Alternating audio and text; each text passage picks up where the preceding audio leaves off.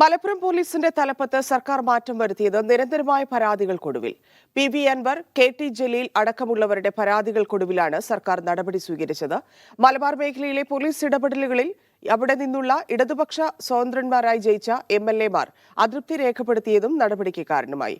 ഇതിനു പിന്നാലെ RSS നേതാവുമായി കൂടിക്കാഴ്ച നടത്തിയ ADGP MR അജിത് കുമാറിനെതിരെ നടപടിയുണ്ടാകുമോ എന്നാണ് ഏവരും ഉറ്റുനോക്കുന്നത്. മലബാർ മേഖലയിൽ നിന്ന് നിരന്തരമായ പരാതിയായിരുന്നു ആഭ്യന്തര വകുപ്പിനെതിരെ ഉണ്ടായിരുന്നത്.